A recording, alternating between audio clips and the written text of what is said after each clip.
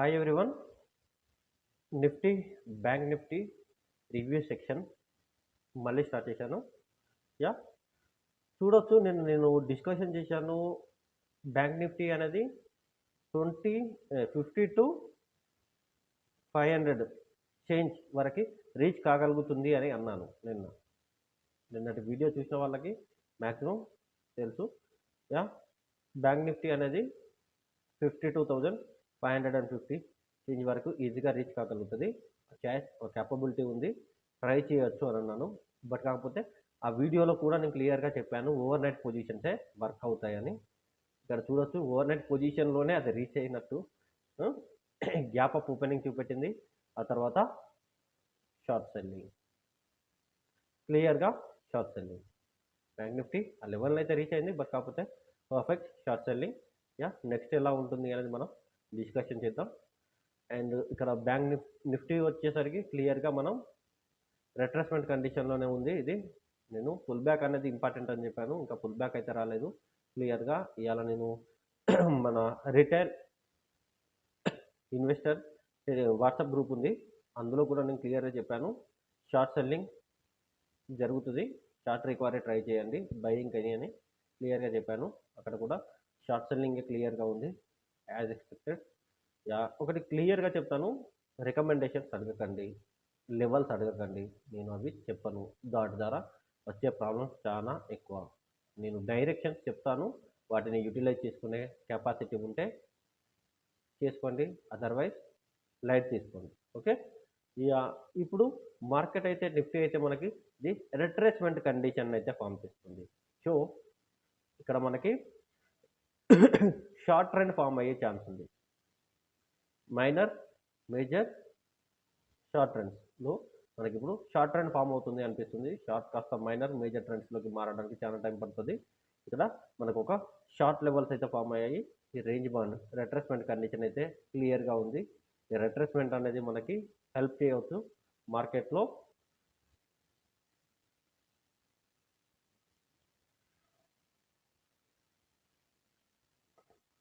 ఈ లెవెల్ నాకు క్లియర్గా ఏంటంటే ఇక్కడి వరకు రీచ్ అయ్యేంత వరకు వదిలేద్దామని చూస్తున్నాను నేను కూడా. సో డౌన్ సైడ్ ఉంటే ఇక్కడి వరకు ఈ లెవెల్, ఈ హై లెవెల్ పుల్ బ్యాక్ లెవెల్గా ఉంటుంది. మార్కెట్ అనేది క్లియర్గా రేంజ్ బాండ్ మూమెంటం అనేది నెక్స్ట్ డేస్లో ఉంటుంది. ఇవాళ క్రియేట్ అయిన వోలటాలిటీ మార్కెట్లో ట్రేడింగ్ మూమెంటం క్లియర్గా చెప్తుంది, రేంజ్ బాండ్ మార్కెట్ కండిషన్ అనేది నిఫ్టీలో పర్ఫెక్ట్గా క్రియేట్ అయింది, అది జరుగుతుంది. ఈ లెవెల్ ఒకవేళ ఈ రేంజ్ బాండ్ లెవెల్ అనేది బ్రేక్ డౌన్ అవుతే మాత్రం నిన్న చెప్పినట్టుగానే గ్యాప్ ఫిల్లింగ్ అనేది ఇక్కడి వరకు ఉంటుంది. ఇందులో ఎటువంటి తేడా లేదు, ఇక్కడి వరకు గ్యాప్ ఫిల్లింగ్ ఉంటుంది ఈ లెవెల్ వరకు. సో మ్యాక్సిమం నేనైతే గ్యాప్ ఫిల్లింగ్కి ట్రై చేయకుండా పైకే వెళ్తుంది అనుకుంటున్నాను. సో నా లెవెల్ ఎంట్రీ అయితే మాత్రం ఎబో దిస్ రేంజ్ బాండ్, ఎందుకంటే నేను కొంచెం ఇంట్రాడే ట్రేడింగ్ చేయడానికి ఇంట్రెస్ట్ చూపించాను. నాకు మూమెంటం స్ట్రాంగ్గా ఉండాలి, వన్ వేలో ఉండడానికి ఇంట్రెస్ట్ చూపిస్తాను. సో ఎబో ఈ రేంజ్ బాండ్ ఎబోనే నా entry level.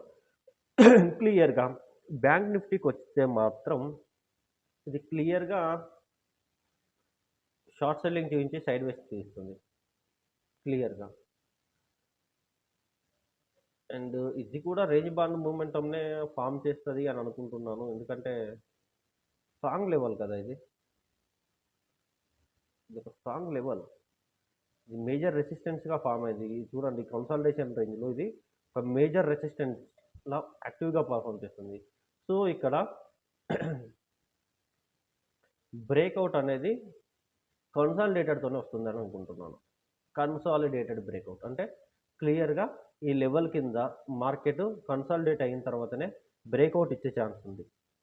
I'm expecting that consolidated breakout. So ఇక్కడ కూడా కొంచెం రిట్రేస్మెంట్ ఫామ్ అయ్యే ఛాన్స్ ఉంది. మార్కెట్లో ఇవి టెక్నికల్ మూమెంట్స్, ఇవి బాగా పనిచేస్తాయి. టెక్నికల్ అనాలిసిస్ పర్ఫెక్ట్గా తెలిసిన వాళ్ళకి సక్సెస్ పర్ఫెక్ట్గా ఇస్తుంది ఇది. సో కన్సాలిడేషన్ అనేది ఫామ్ అయ్యే ఛాన్స్ కనబడుతుంది నాకైతే. సో నేను మార్కెట్లో ఇది ఇక్కడ నుంచి ఇక్కడి వరకు నెక్స్ట్ ట్రేడ్ చేయడానికి ఎటువంటి ఆబ్జెక్షన్ చూపించను. రేపు మార్కెట్ మాత్రం లోయర్ లెవెల్‌లో ఇదే రేంజ్ బాండ్ లెవెల్‌లో పడితే మాత్రం ఇక్కడి వరకి అప్ సైడ్ మూమెంటంకి అయితే ట్రేడ్ చేస్తాను. అది మాత్రం గ్యారంటీ. ఎందుకంటే నేను క్లియర్‌గా నమ్ముతున్నాను. రెసిస్టెన్స్ కింద రిట్రేస్‌మెంట్ ఫార్మ్ అవుతుందని. సో, కన్సాలిడేషన్ ఫార్మ్ అయ్యి ఈ కన్సాలిడేటెడ్ బ్రేక్‌ఔట్ వస్తదని అనుకుంటున్నాను. సో, ఇక్కడ మళ్ళీ స్వింగ్స్ షార్ట్ స్వింగ్స్ అనేటివి ఏర్పడతాయి అనుకుంటున్నాను. ఇక్కడ అప్పర్‌లో ఏర్పడితే ఇక్కడ లోయర్‌లో. ఇక్కడ రెసిస్టెన్స్ పైన ఏర్పడుతున్నాయి. ఇక్కడ రెసిస్టెన్స్ కింద. సో, ఈ కింది నుంచి బ్రేక్‌ఔట్ ఈ పై లెవెల్ బ్రేక్‌ఔట్‌కి రేంజ్ బాండ్ హై ఉంది కదా! సో, ఈ పుల్ బ్యాక్‌ని ఇండికేట్ చేస్తది. ఈ బ్రేక్‌ఔట్ ఇక్కడ పుల్ బ్యాక్‌ని ఇండికేట్ చేస్తది. అప్పుడు నేను కాన్ఫిడెంట్‌గా బ్యాంక్ నిఫ్టీ అండ్ మిగతా అదర్ సెక్టార్ నుంచి కూడా మొమెంటం ఎక్స్‌పెక్ట్ చేస్తూ క్లియర్‌గా బ్యాంక్ నిఫ్టీని అప్ సైడ్ అండ్ నిఫ్టీని అప్ సైడ్ ట్రేడ్ చేస్తాను.